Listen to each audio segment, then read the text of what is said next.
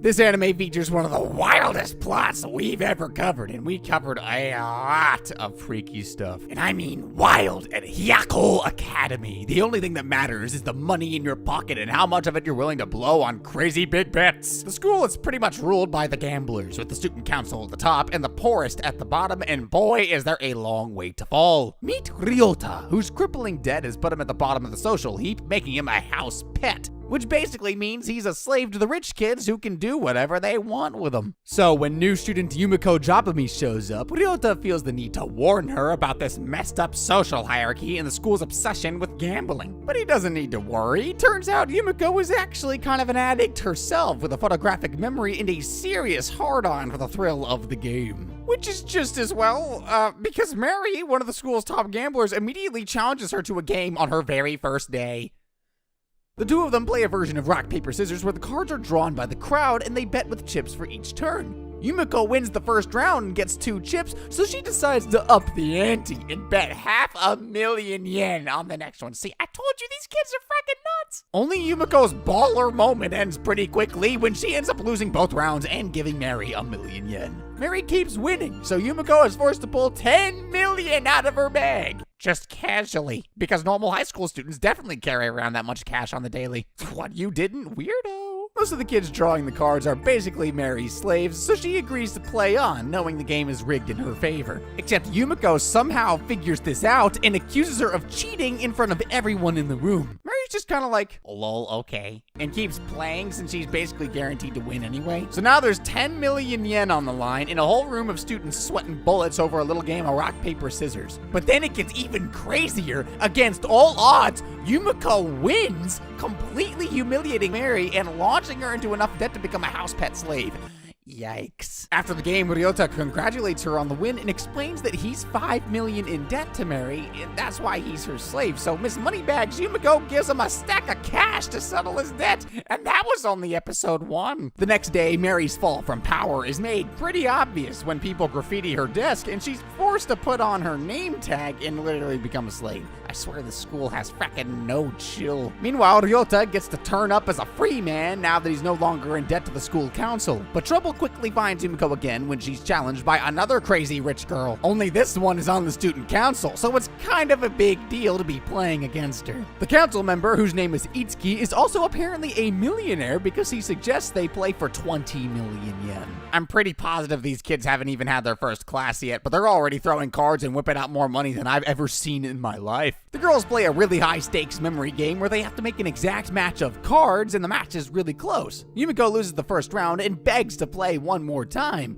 Itsuki agrees, but on one condition. If she wins, she gets to keep her nails. Yeah, you heard me right. Seems like this crazy first year has a little thing for ripping off people's fingernails and toenails. So she suggests that for the next round, they wager another 20 million and their fingernails. Guys, chill! You might be thinking, this seems like a pretty good time to bow out. But clever little Yumiko has discovered that Itsuki is cheating. Some of the cards have a secret pattern on the back that enables her to memorize a lot easier. It's really hard to spot, but since this girl is a frackin' genius, she manages to use the trick to her advantage. She wins the game in one turn, and Yumiko goes on full frackin' psycho mode, threatening to rip her toenails off and making Itsuki cry. Apparently, one council member wasn't enough, because next Yumiko goes to challenge Yuriko, another one of the school's top dogs. But her and Ryota walk in to find Mary already playing against her, trying to claw her way back out of slavery. Except she loses and ends up in a crippling 49 million yen of debt. Obviously, those stakes don't scare Yumiko because she challenges Yuriko, the council member, frackin' immediately and starts the bet at 40 million. Oh,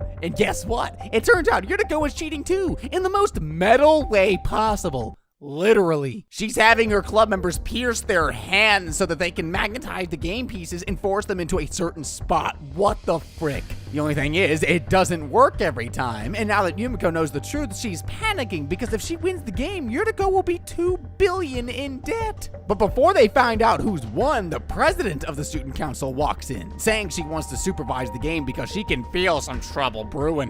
Which, I mean, it isn't far from the truth, since trouble is basically Yumiko's middle name at this frackin' point. Somehow, by pure luck, Yuriko ends up winning, earning her 300 million yen. That means it's Yumiko's turn to become a slave because she's now 300 million in debt to the student council. The other girls laugh at her for becoming a house pet, so naturally she gets on the ground and starts acting like a sexy cat. Oh, I see the connection because she's a pet. And things only get weirder when the student council hand Yumiko and Mary this messed up life plan, which they can make a reality if the girls don't pay their debt. But Yumiko seems totally unbothered. She's not even that scared when a group of boys take her to a back alley and tell her to strip. Yumiko says they're not her type, and then one of the guys pins her up against a wall, and not in the fun way. Ryota tries to run in and help, but he doesn't need to. At just that moment, Midori from the student council turns up and pulls out a gun. That's right, apparently these kids carry around millions of yen and literal Glocks in their school bag. Midori challenges the big guy to a game of Russian roulette and offers him the chance to both shoot her and screw her instead of Yumiko. The guy gets so weirded out that he just sort of leaves. And honestly, I don't blame him, especially since Midori seems like really disappointed that they didn't actually take her up on that offer. The council decide to host a debt settlement party for the pets where they have the chance to swap or have their debt completely erased. With the life plan looming over them, Mary and Yumiko kind of have to go along with it, even though they're both pretty suspicious. And guess who ends up playing with them? The guy who had Yumiko in a chokehold earlier. This fricker, whose name is June, starts out pretty well and wins the first game. But if we know anything about Yumiko, it's that she doesn't go down easy, and neither does Mary, who's willing to do pretty much anything to avoid marrying the sleazy politician the student council have threatened to set her up with. And when they bury the hatchet and work together, the two of them put on one hell of a fight. They even figure out that June is using the other girl in their group to cheat. Yumiko literally almost makes out with the bully's little slave and convinces her to betray him. The two of them beat him, swapping Yumiko's debt with June and earning enough money to free both of them from the debt. June is so pissed. He tries to punch Mary, but then the student council secretary tases him. So I guess we can add tasers to the list of things these kids just have in their backpacks. After they've won, Yumiko thanks Mary for teaming up with her and then casually grabs her boob.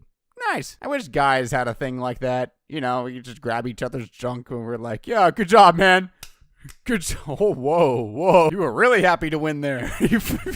Mary frees herself from pet status, but weirdly, Yumiko hasn't paid any of her debt back yet. Ryota and Mary start getting suspicious that she's staying a pet on purpose because pets have the right to challenge student council members to formal matches that they can't refuse. The student council are suspicious too, so they investigate her background and discover that Yumiko is an orphan with a thick bank account, like almost as thick as her, which means she could have paid back her loans this whole time. She's just choosing not to. So the crazy girl Midori arrests her for not paying her debt because apparently that's just another thing you can do in the school. Oh, and they even have a sketchy basement to keep their prisoners in. So now that she's got her all tied up, what does Midori the freak want to do with Yumiko? Well, she wants to gamble, obviously, but not with money, with bullets. Each of them get to load a gun with as many or as few bullets as they want. Winning the game means they get to pull the trigger, losing means they get to beat the target. Ryota, who is apparently the only normal person in this entire school, tries to get them the hell out of Dodge, but Yumiko accepts because she's clinically insane, I guess. Although she does have some conditions. Yumiko says she'll only do 3 games, and Ryota has to be the dealer. Oh, and she wants a 1 billion yen penalty for the loser. Midori accepts, but adds another condition of her own. For every shot the winner misses, their opponent gets to take one too, because apparently the stakes just aren't high enough already, ladies. Frick me. Meanwhile, Mary and the student council president are having tea with no idea of what's going on in the basement beneath them. The president totally shocks Mary by offering her the chance to sit on the council. Mary absolutely hates her guts, so she refuses, and then the president kind of half flirts with her, half threatens her, saying it's not very smart to refuse the student council president. Back in the basement, Midori seems to really want somebody dead because she put 6 bullets into her gun. I really hope Yumiko puts none in, since she loses the first game and has to sit there while Midori aims at her with her finger on the trigger. But just before Midori is about to literally shoot Yumiko in the face, she warns her that the gun she's picked is hers. And how does Yumiko know? Because she filled the barrel with lipstick and put 3 bullets in the chamber. That means there's a 3 in 6 chance that the gun will misfire and probably kill Midori too. Hardcore, I guess, but also kind of necessary. I'm just wondering how she managed to shove a whole stick of lipstick down the barrel of a gun without anyone noticing. Also, you had that much? She can't seem to decide whether Yumiko turns on her or bores her, so she doesn't fire the gun and moves on to the next round. Then, because she's literally a psychopath, we discover that Midori actually lost her eye by gambling it away in a game against the president. Oh, the student council president. The same president who was forcing Mary to join the student council that very moment upstairs. Mary says no and makes an enemy of the creepy president, blue lips and all. Which I have to say, doesn't seem like the smartest move when this woman literally owns an entire school of slaves and billionaire rich kids. Back in the basement, Midori loads in 6 bullets and Yumiko wins the chance to shoot her in the head. It's a 50-50 chance the gun will go off, but luckily Yumiko picks the empty gun. Epic! Nobody's head gets blown off. I wasn't mentally ready to see that anyways. What you would think would be a relief, but Midori basically gets really horny over the thrill of almost dying and seems really disappointed that she didn't actually get hurt. At this point, I'm thinking this girl needs professional help, but they've still got one more round left to play, and there's every chance she might catch a cap in the head before then. So, let's just see what happens, okay? For the final round, both girls load 2 bullets in the chamber, and Midori loses, scrambling all over the desk and asking Yumiko to shoot her. But instead of pulling the trigger, Yumiko starts roasting Midori, saying how irritating and boring she is for wanting to die rather than play a good game. I don't know, I don't think that's boring. For some reason, this makes the freak lose her even more, and she bows down on the ground, literally begging her to shoot. So Yumiko walked into a creepy basement, nearly got killed, and now she's walking out with a loyal simp following her every move. I know she's kind of insane as well, but I'm starting to really love this chick. Literally nothing scares her. But Yumiko isn't out of trouble just yet. In the next episode, the council are having a meeting to decide how to deal with her. And they do have to deal with her. Since she joined the school, she's exposed 3 of the school's elite, taken over 200 million yen from the council, and challenged the president's power. Oh, and remember Itsuki, the girl Yumiko beat on like her second day? Yeah, she's done a full 180 and become the 4th member of the Yumiko fan club. There's a rumor going around that Yumiko is trying to become the next president, so Itsuki has decided to buddy up to her in hopes that she'll help get her back on the council. Nice one, Fricker. Super transparent. Although, Yumiko might not even get a chance to be president if the next challenger has anything to say about it. Meet Yumimi, a teen idol with literal stars in her eyes and a plan to knock Yumiko out of the game completely. Yumimi suggests a gamble, obviously, since that's the way they settle everything around here. She bets 50 mils and says if Yumiko loses, she has to become an idol singer and join her career. Which, you know, at least that's better than Midori, who was literally trying to kill her a minute ago. She's being all cute and sweet, but Yumiko cuts her off, saying she knows the truth, that Yumimi hates her hentai fans. Like a lot! So Yumimi drops the kawaii act and admits all she really wants is fame. But sneaky little Yumiko has been recording everything she said about how disgusting her fans are, so now she has some leverage too. If Yumiko loses, she becomes an idol and gives up her life. If Yumimi loses, the recording will be exposed and her whole life and career goes down the frickin' drain. The games they end up playing are all idol related. The first one tests their singing and Yumiko wins because she's good at literally everything. The student council seem to have tried to cheat again, but somehow Yumiko manages to surprise everyone by winning anyway. That forces Yumimi to hand over the 50 mil and gives Yumiko the chance to expose her. Yumimi takes it surprisingly well, actually, admitting to her fans that she really does hate them all herself. You gotta admit, come on, that's kind of respectable. But her crazy hentai fans actually don't care. Of course they don't. They literally just sit there and listen to her calling them all sweaty pigs, but they're so obsessed with her that they promise to keep being fans.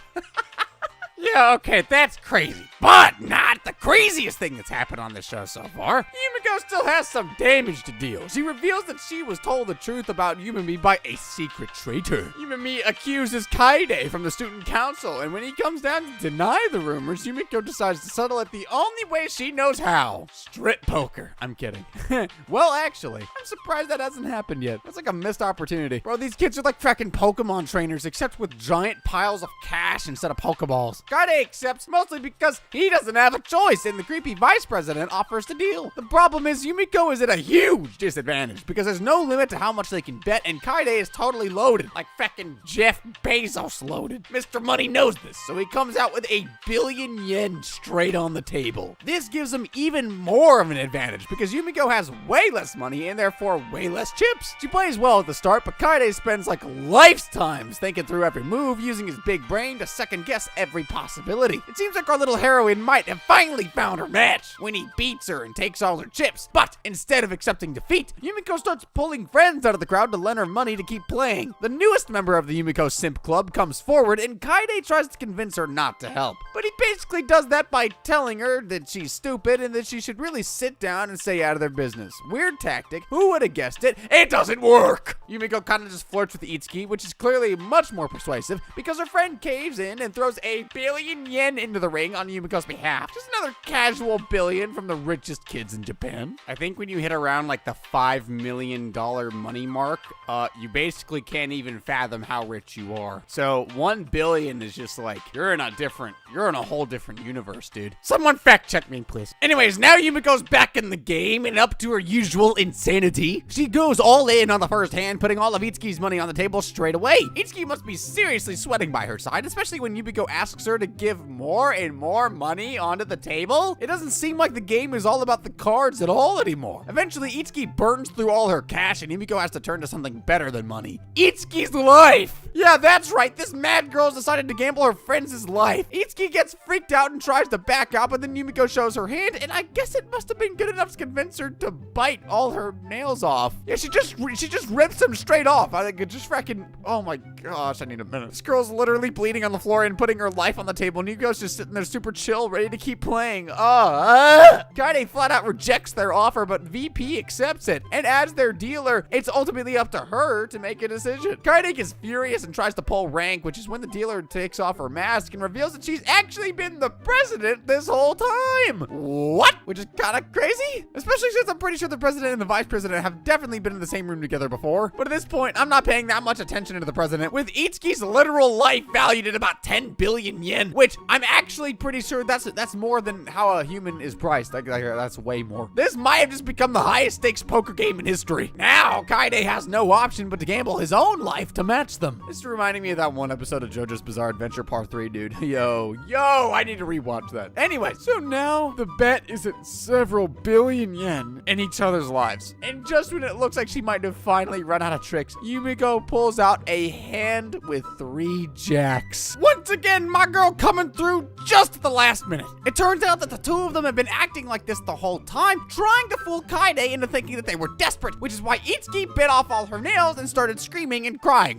Wow, talking about commitment. Now that his life is basically forfeit, the council president fires Kaede on the spot, which obviously makes his glasses shatter and his hair go white, because that happens apparently. So with Kaede out of the way, it's finally time for the real battle, the one we've all been waiting for. Yumiko versus Kirari, the queen bitch herself. The other girls want her to cheat, but since she's kind of built a gambling career on exposing cheaters, it'd be kind of hypocritical if Yumiko rigged her own final boss battle. When she arrives, they get straight to business. Another member of the student council, Runa, offers to be the referee, even though she looks like she's about 8. She's also kind of scary, so she does a good job of policing the game. Since both Yumiko and the president are the kind of players to put everything on the line, they decide to gamble with gambling itself. If either one loses, they leave the school. Now, I still think that's better than dying, but there are no winners here. The only option is to not lose, I guess. Wait a minute, I don't like that sentence. And of course, they decide to play using tarot cards because that makes total sense. JoJo! If they pick one that's upright, they get a point. If they pick one reversed, it's a minus. And if the fool appears, then one of them will win on the spot, depending on which way around it turns up. Yumiko picks first and gets 1 point. But they don't get too excited because when the president picks, she earns Yumiko minus 21 points. Wait, how does that work? Which is not great, since there's almost no way she can come back from that unless the next card is the Fool. And who has the task of picking the final card? Ryota, obviously, because he's handled pressure so well in the past. This time, at least, he doesn't have a nervous breakdown, and instead, he admits to Yumiko that he's, like, in love with her. So now his status as a simp is on the line, as well as Yumiko's place at the school. The clever boy that he is, he notices that one of the cards has been marked. The girls think that it's a surefire way to win, but there's no guarantee that it's the Fool or that it's the right way up. He decides not to pick it, and for some reason, that makes Yumiko basically have an orgasm. She starts crawling all over him and begs him to totally pick randomly, and while she's like dribbling all over him. What the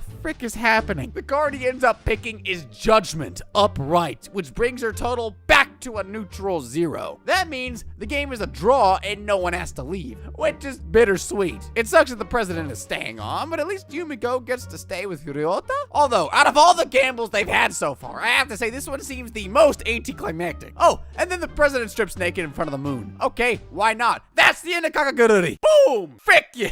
If y'all enjoyed this recap, let me know down in the comments which show you want to see me recap next. Could be an anime, could be an abridged series. I mean, I see y'all there. I mean, maybe we can do that. Are we allowed to do that? I don't know. I'll have to consult the legal team because we totally have that.